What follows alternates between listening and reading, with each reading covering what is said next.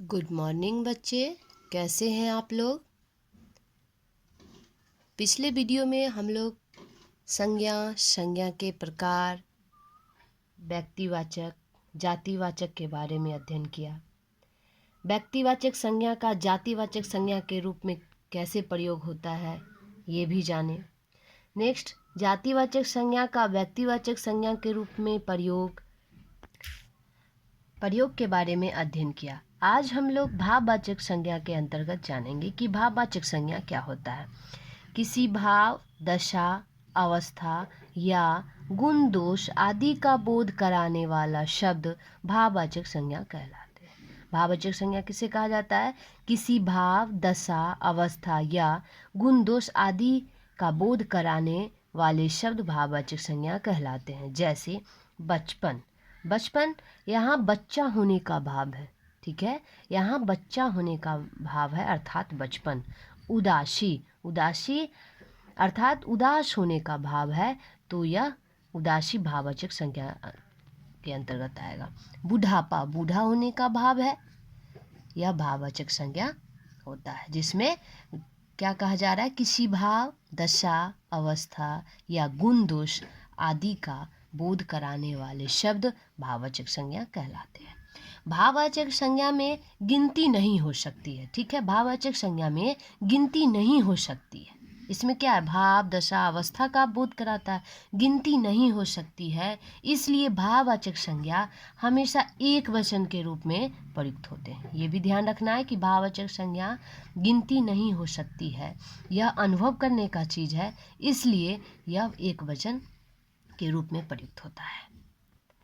भावों को हम न देख सकते हैं न उसे छू सकते हैं, बल्कि उसका क्या कर सकते हैं? हम लोग अनुभव कर सकते हैं, ठीक है। भाववाचक संज्ञा किसी भाव, दशा, अवस्था या गुण दोष आदि का बोध कराने वाले शब्द भाववाचक संज्ञा कहलाते हैं। नेक्स्ट है, भाववाचक संज्ञा दो प्रकार के होते हैं, ठीक। मूल भाववाचक संज्ञा, व्युत्पन्न भाववाचक संज्ञा, ठीक है। व्युत्पन्न भाववाचक संज्ञा, मूल भाववाचक संज्ञा के बारे में जानेंगे। किसी भाववाचक संज्ञाएं मूल शब्द होती है, कुछ भाववाचक संज्ञाएं मूल शब्द होती है, जैसे जीवन, मृत्यु, घृणा, प्रेम, ईर्ष्या, ज्ञान, दया, भय आदि मूल भाववाचक संज्ञा कहलाते हैं। एक बार फिर से जाने, कुछ भाववाचक संज्ञाएं मूल शब्द होती है, जीवन, मृत्यु, घृणा, प्रेम, ईर्ष्या, ज्ञान, दया, भय आदि मूल भाववाचक संज्ञा कहलाते हैं। ये इसके अंतर्गत ये सारे शब्द आते हैं।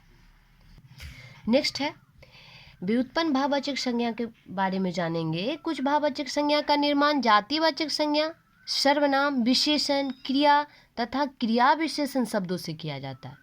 व्युत्पन्न भाववाचक संज्ञा किसे कहते हैं?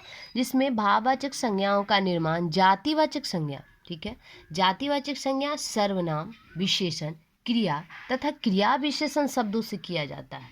ये व्युत्पन्न भाववाचक संज्ञाएं कहलाती है, ठीक है। ये भाववाचक संज्ञा के दो भेद थे जो आप अध्ययन किए। नेक्स्ट है, जातिवाचक संज्ञा से बनी भाववाचक संज्ञा। अब जानेंगे कि जातिवाचक संज्ञा से भाववाचक संज्ञा शब्द कैसे बनते हैं। जैसे डाकू, डाकू से डकैती, दानव, दानवता, देव, देवत्व, नारी, नारीत्व, माता, मातृत्व, मानव, मानव, मानवता, मित्र, मित्रता, राष्ट्र, राष्ट्रीयता, पंडित, पांडित्य, पशु, पशुता, पुरुष, पौरुष, बच्चा, बचपन, बालक, बालकपन, बूढ़ा, बुढ़ापा, भक्त, भक्ति, मनुष्य, मनुष्यत्व, लड़का, लड़कपन, युवा, यौवन, विद्वान, विद्वान, विद्वता, व्यक्ति, व्यक्तित्व, शत्रु, शत्रुता, शिशु, शैशव, स्त्री, स्त्रीत्व, हैवान, हैवानियत, ठीक है। ये जातिवाचक संज्ञा से बनी भाववाचक संज्ञा।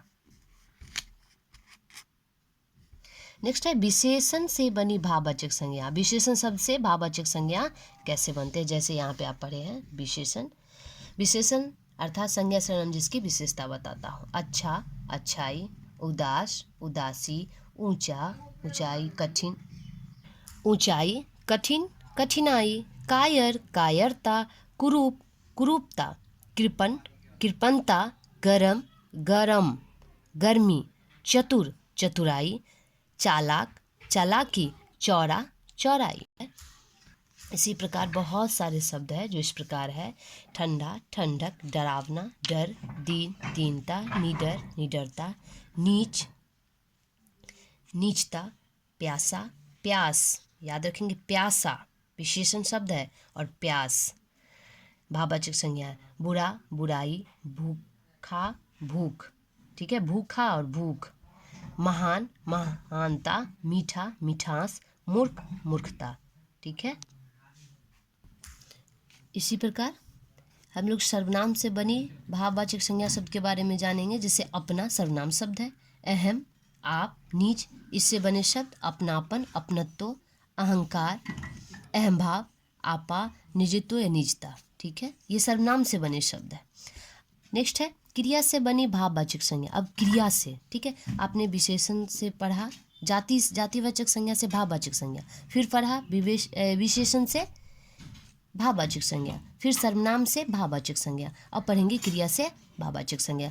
उड़ना, उड़ान, उतरना, उतराई, उभरना, उभार, उभरना, उभार, कमाना, कमाए। इस तरह क्रिया से बनी भाववाचक संज्ञा जो इस प्रकार है।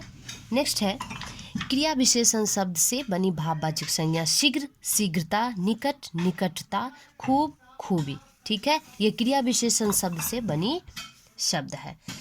अब हम जानेंगे, जैसे पिछले वीडियो में व्यक्तिवाचक संज्ञा से जातिवाचक संज्ञा के रूप में प्रयोग, फिर जातिवाचक संज्ञा से व्यक्तिवाचक संज्ञा के रूप में प्रयोग। अब हम जानेंगे भाववाचक संज्ञा का जातिवाचक संज्ञा के रूप में प्रयोग कैसे होता है, ठीक है। कभी कभी भाववाचक संज्ञाओं का प्रयोग जातिवाचक संज्ञा के रूप में किया जाता है, तब इसका प्रयोग बहुवचन रूप में होता है। ध्यान से सुनेंगे। कभी कभी भाववाचक संज्ञा का प्रयोग जातिवाचक संज्ञा के रूप में किया जाता है, तब इसका प्रयोग बहुवचन रूप में होता है। खंभे समान दूरी पर गाड़े गए थे। खंभे समान दूरी पर गाड़े गए थे।